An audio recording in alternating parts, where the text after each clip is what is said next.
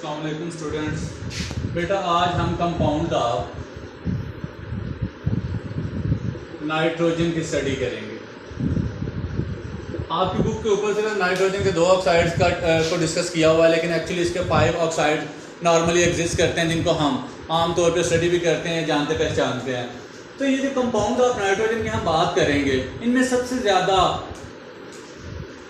NO nitric oxide की बात आएगी। Nitric oxide NO। अब जो दूसरा ऑक्साइड ज़्यादातर यूज़ हम करेंगे इस टॉपिक के अंदर, नाइट्रोजन डाइऑक्साइड NO2। बेटा इनको कॉमनली हम NOx की फॉर्म में भी जाहिर कर सकते हैं। जैसे पिछले जो कार्बन के ऑक्साइड से उनको COX और सल्फर के SOX। इसका X का मतलब यह है कि नंबर ऑफ ऑक्सीजन एटम 1 2 3 4 कुछ भी हो सकते हैं, सो ऑन। बेटा ये जो नाइट्रिक ऑक्साइड है, ये इलेक्ट्रिक एयर लाइटनिंग की वजह से भी प्रोड्यूस हो सकती है। मतलब क्या इसका कि ये जो हमारे पास नाइट्रोजन है, एयर के अंदर ऑलमोस्ट 78% अवेलेबल होती है नाइट्रोजन, और ऑक्सीजन भी ऑलमोस्ट जो होती है वो 21% होती है। आम कंडीशन के अंदर ऑक्सीजन और नाइट्रोजन दोनों इनएक्टिव फॉर्म में पड़ी होती है, यानी नाइट्रोजन कभी भी रिएक्ट नहीं करती ऑक्सीजन के साथ। लेकिन अगर हम इसको यहाँ पे आपकी बुक के ऊपर नहीं लिखा हुआ 2000 सेल्सियस के करीब टेम्परेचर प्रोवाइड करें, तो N2 और O2 दोनों रिएक्ट करके 2NO यानी नाइट्रिक ऑक्साइड के अंदर कन्वर्ट हो सकती हैं। और इसके लिए हमें 2000 सेल्सियस टेम्परेचर कम से कम रिक्वायर्ड होता है, या हम दूसरे लफ्जों में कह सकते हैं कि एयर लाइटनिंग हीट। ये जो आसमानी बिजली चमकती है, एक्चुअली ये बहुत ज्यादा हीट, बहुत ज्यादा स्पार्क अपने अंदर दबाए होती है। जब ये एयर के अंदर से पास करती है तो वहां पे एयर पार्टिकल को बहुत ज्यादा हीट अप कर देती है। तो एयर पार्टिकल में ऑक्सीजन और नाइट्रोजन काफी ज्यादा कॉन्सेंट्रेशन के अंदर मौजूद होते हैं, तो वहां पे एयर लाइटनिंग की वजह से हाई टेम्परेचर हो जाता है, और नाइट्रोजन जो आम कंडीशन में रिएक्ट नहीं कर पाती, वो भी ऑक्सीजन के साथ रिएक्ट करके NO प्रोड्यूस करती है। उसके अलावा हम डायरेक्ट रिएक्शन से भी NO और ऑक्सीजन यानी नाइट्रोजन और ऑक्सीजन को रिएक्ट करके NO प्रोड्यूस कर देते हैं, जो कि फर्दर ऑक्सीजन के साथ रिएक्ट करके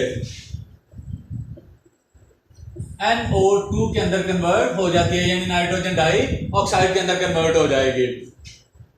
इसको हम सिंपली और तरीकों से भी प्रोड्यूस कर रहे होते हैं, जैसे कंबस्टन इन इंटरनल इंजन या फिर थर्मल पावर स्टेशन, ऐसी जगह जहां पे हम कोल को बहुत ज्यादा इस्तेमाल कर रहे होते हैं। डायरेक्ट मेथड मैंने आपसे पहले ही डिस्कस कर दिया।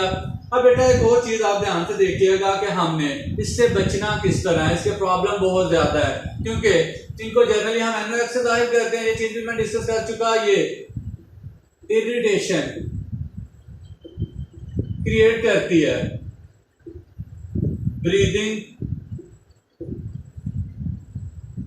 पैसेज के लिए, यानी जहां से हमारी सांस गुजरती है, सांस लेने वाली जो नाली है उसको ब्रीदिंग पैसेज वे कहते हैं। तो उस नाली के अंदर बहुत ज्यादा इरिटेशन क्रिएट करते हैं और आपको बहुत ज्यादा दम घुटना स्टार्ट हो जाता है, बहुत ज्यादा प्रॉब्लम क्रिएट होती है।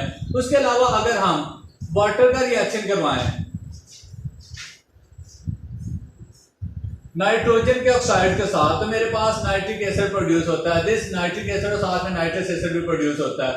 ये दोनों एसिड एयर के अंदर मौजूद होते हैं। जब वाटर नीचे गिरता है यानी बारिश होती है, तो ये इसके साथ मिक्सअप होकर नीचे आ जाते हैं और एसिडिक रेन की वजह बनते हैं, एसिडिक रेन। तो बेटा एसिडिक रेन से बहुत ज्यादा प्रॉब्लम क्रिएट होती हैं, बिल्डिंग भी डैमेज होती है। उसके अलावा वेजिटेबल या सॉइल वगैरह को भी ये प्रॉब्लम क्रिएट करती हैं। उसके अलावा ये जो एसिडिक सॉइल है, हमारी नदी नालों दरियाओं में मौजूद जो पानी होता है उसको भी एसिडिक नेचर का बना देते हैं, जो कि हमारी स्टमक की एसिडिटी को इंक्रीज करता है, और भी बहुत ज्यादा प्रॉब्लम क्रिएट होना स्टार्ट हो जाती है। सो आगे हम इंशाल्लाह नेक्स्ट लेसन के अंदर इसकी रीडिंग करेंगे। अब बेटा एक चीज कॉमन है कि अगर हम सल्फर और नाइट्रोजन इस तरह की चीजों को पहले ही बर्न करने से, जब हम फॉसिल फ्यूल में कोल, पेट्रोलियम और नेचुरल गैस आती है, अगर हम उनको बर्न करने से पहले ही इन चीजों को रिमूव कर ले, ये हमारे लिए ज्यादा बेनिफिशियल है। क्योंकि हमें पता है जब इंटरनल इंजन के अंदर या कहीं भी कंबस्टन करते हैं तो कार्बन वाले फ्यूल के साथ ऑक्सीजन रिएक्ट करती है, तो यहाँ पे हमारे पास कार्बन डाइऑक्साइड और वाटर के ऑक्साइड यानी हाइड्रोजन के ऑक्साइड यानी वाटर प्रोड्यूस होना शुरू हो जाता है, साथ में हमें हीट मिलती है।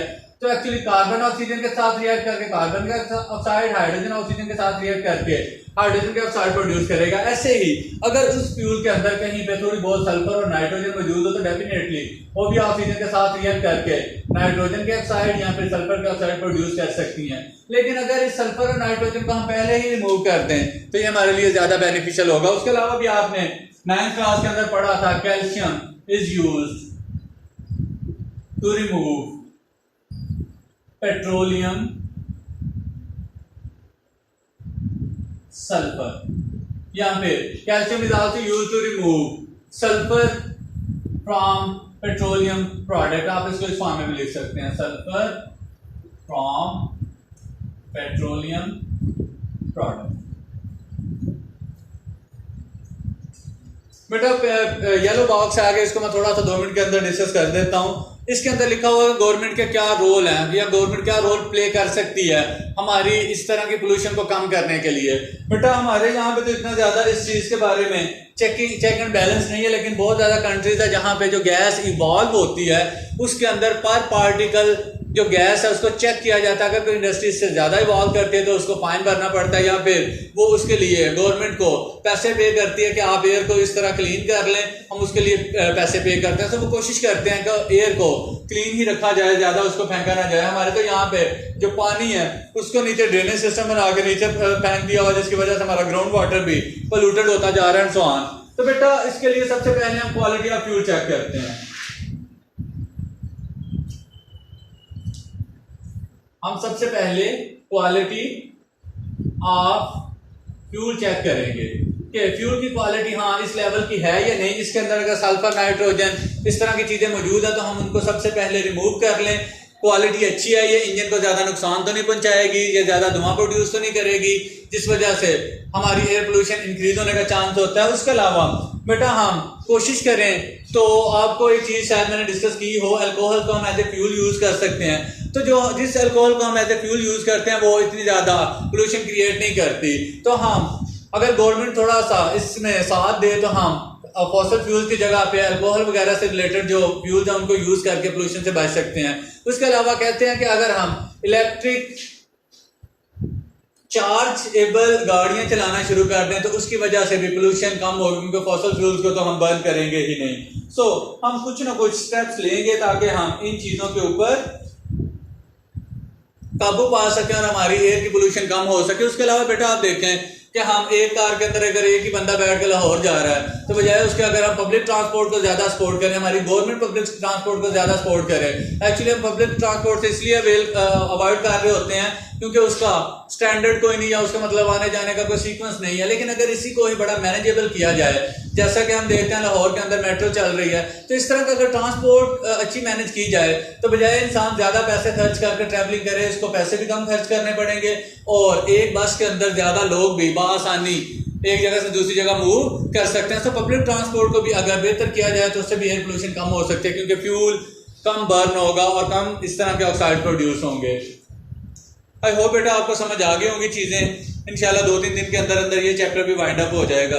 आप इसको अच्छी तरह से प्रिपेयर करें। Thank you, Allah Hafiz.